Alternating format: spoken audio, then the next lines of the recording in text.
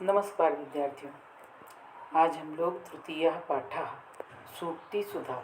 सु मीन्स सुंदर, उक्ति मीन्स वचन, सुधा मीन्स अमृत, सुंदर वचनों का अमृत, ये पाठ पढ़ने जा रहे हैं।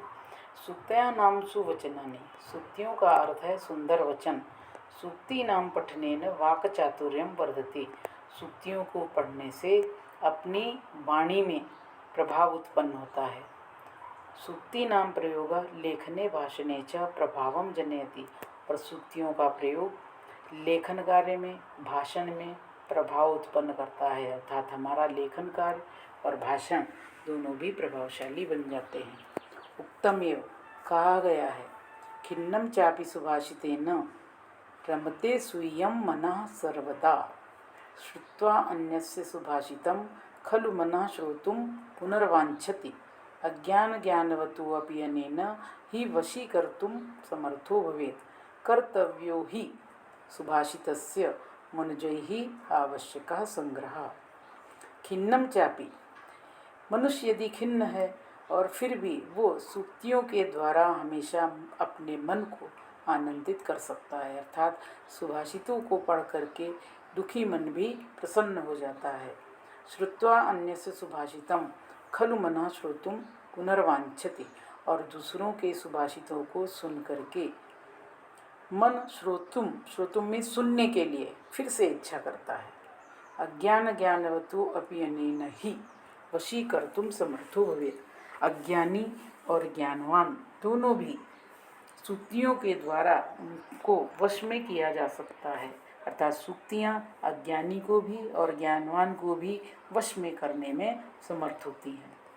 कर्तव्यो ही सुभाषितस्य मनुजैः आवश्यकः संग्रह, और इसीलिए मनुष्यों के द्वारा सुभाषितों का आवश्यक संग्रह करना चाहिए, कि मनुष्य के द्वारा सूक्तियों का संग्रह करना अत्यंत आवश्यक है। श्लोक नंबर 1, नीति शतकात्। ये श्लोक नीति शतक से लिया गया है और इसमें शार्दूल विक्रीडितम छंद है। विद्या नाम नरस्य रूपम अधिकम प्रच्छन्न गुप्तम धनम, विद्या भोग करी यशा सुख करी विद्या गुरूणाम गुरु, विद्या बंधुजनो विदेश गमने विद्या परम दैवतम, विद्या राजसु पूज्यते न तु धनम विद्या विहीनः पशुः। संधि विग्रह, रूपम अधिकम, रूपम प्लस अधिकम, बंधुजनो विदेश गमने, बंधुजनः प्लस विदेश गमने, विद्या नाम रस अधिकम रूपम, विद्या मनुष्य का अधिक सौंदर्य है। प्रच्छन्न गुप्तम धनम, और विद्या ढका हुआ गुप्त धन है। विद्या भोग करी, विद्या आनंद प्रदान कराने वाली है। यश प्रदान करने वाली है, और सुख करी, सुख सुविधाएं प्रदान करने वाली है। विद्या गुरूणाम गुरु, विद्या गुरुओं का गुरु है। विदेश गमने विद्या बंधुजना, और विदेश जाने पर विद्या भाई के समान है। विद्या परम दैवतम, विद्या श्रेष्ठ देवता है। विद्या राजसु पूज्यते न तु धनम, विद्या की राजाओं में पूजा होती है, न धन की। अर्थात कहने का मतलब ये है कि राजा लोग विद्यावान व्यक्ति की पूजा करते हैं, विद्वानों की पूजा करते हैं, धन की नहीं। विद्या विहीन पशु एव, और जो विद्या से हीन मनुष्य है वो पशु के समान ही है। एक बार इस श्लोक को कैसे पठन करना है फिर से देख लीजिए। विद्या नाम नरस्य रूपम अधिकम प्रच्छन्न गुप्तम धनम, विद्या भोग करी यशा सुख करी विद्या गुरूणाम गुरु, विद्या बंधुजनो विदेश गमने विद्या परम दैवतम, विद्या राजसु पूज्यते न तु धनम विद्या विहीनः पशु। इस श्लोक में विद्या का महत्व बताया गया है। सेकेंड श्लोक नीति शतक से लिया गया है और इसमें वसंत तिल का छंद है। निंदन्तु नीति निपुणा यदि वा स्तुवन्तु, लक्ष्मीः समाविशतु गच्छतु वा यथेष्टम्, अद्यैव वा मरणमस्तु युगान्तरे वा, न्यायात् पथा प्रविचलन्ति पदं न धीराः। संधि विग्रह, नीति निपुणा यदि, नीति निपुणाः प्लस यदि, अद्यैव अद्य प्लस एव, मरणमस्तु, मरणम प्लस अस्तु, न्यायात पथः, न्यायात प्लस पथः।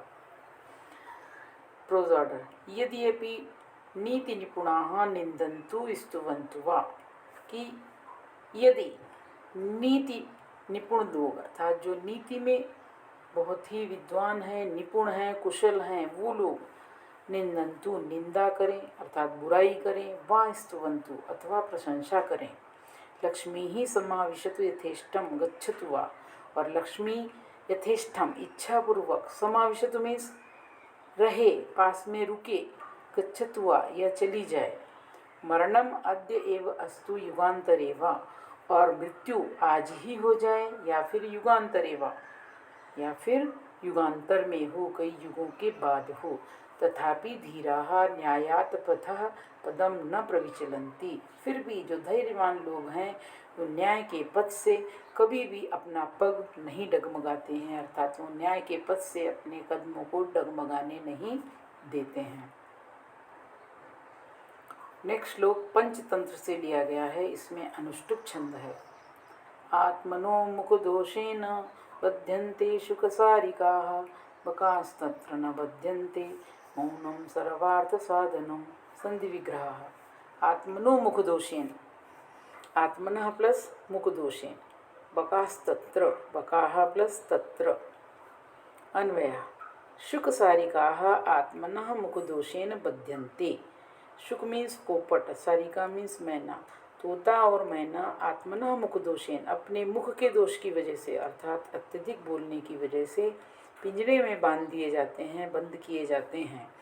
तत्र बकाः न बध्यन्ते, और बगुला जो है वो कभी नहीं बांधे जाते हैं, जो बगड़े हैं वो कभी नहीं बांधे जाते हैं, क्योंकि हमेशा मौन रहते हैं। आपने देखा होगा तालाब के किनारे बगले बैठते हैं और चुपचाप बैठते हैं, जैसे उनका शिकार मछली वगैरह आती है उसको तुरंत पकड़ लेते हैं। तो तत्र बकाः न बध्यन्ते, बगले नहीं बांधे जाते हैं क्योंकि वो मौन रहते हैं, वो ज़्यादा बोलते नहीं हैं। अतः मौनम सर्वार्थ साधनम, इसलिए मौन ही सभी उद्देश्यों की पूर्ति का साधन है। कि मनुष्य यदि मौन रहता है तो बहुत सारे काम कर लेता है, जैसे कि बगला मौन रह करके अपने शिकार को पकड़ता है। अगला श्लोक है हितोपदेश से लिया गया है, इसमें अनुष्टुप छंद है। अल्पानामपि वस्तूनां संहति कार्य साधिका, तृणैः गुणत्वम् आपन्नैः पद्यन्ते मत्तदन्तिनः। अल्पानामपि, इसका संधि विच्छेद है अल्पानाम प्लस अपि। तृणैः गुणत्वम् आपन्नैः बध्यन्ते, इसका संधि विच्छेद है तृणैः प्लस गुणत्वम् प्लस आपन्नैः प्लस बध्यन्ते।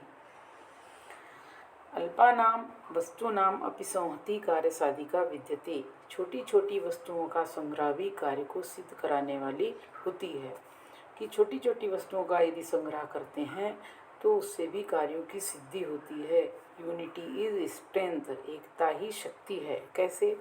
यथा गुणत्वम् आपन्नैः तृणैः मत्तदन्तिनः बध्यन्ते, जैसे गुणता को प्राप्त किए हुए तिनके मदमस्त हाथी को बांध देते हैं। अगर हम छोटी छोटी घास को कलेक्ट करते हैं और उससे हम रस्सी बनाते हैं तो उस रस्सी के द्वारा मदमत्त हाथी अर्थात पागल हाथी को भी बांधा जा सकता है।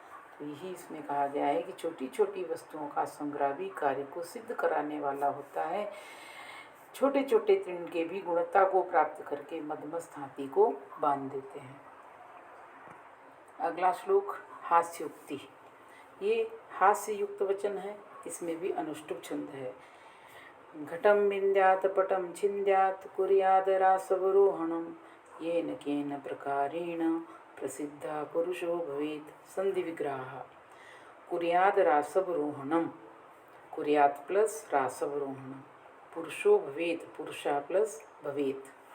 पुरुषः घटम विन्द्यात, पुरुष ने घड़ा फोड़ना चाहिए। पटम छिन्द्यात, वस्त्र फाड़ना चाहिए। रासवरोहणम अपि कुर्यात, और गधे की सवारी भी करना चाहिए। येन केन प्रकारेण, जिस किसी प्रकार से, सा प्रसिद्धा भवेत्, उसने प्रसिद्ध होना चाहिए। बाय हुक और बाय क्रुक मनुष्य ने प्रसिद्ध होना चाहिए। तो जितने भी लाल शब्दों में लिखे हुए शब्द हैं वो सारे सूक्तियाँ हैं और सुंदर वचन हैं। तो इन पर भी आपको बोर्ड में क्वेश्चन आता है बच्चों। और ये जो अन्वय है इसको प्रोज ऑर्डर भी कहते हैं। श्लोक के अनुसार, श्लोक को यदि हम अर्थ के अनुसार अरेंज करते हैं, श्लोक के शब्दों को अर्थ के अनुसार अरेंज करना ही अन्वय कहलाता है। तो आशा है आप लोगों को ये पाठ अच्छे से समझ में आया होगा। अगर आपको ये पाठ अच्छा लगा, हमारा ये वीडियो अच्छा लगा, तो आप इसे लाइक करिए, ज़्यादा से ज़्यादा शेयर करिए और सब्सक्राइब भी करिए। धन्यवाद।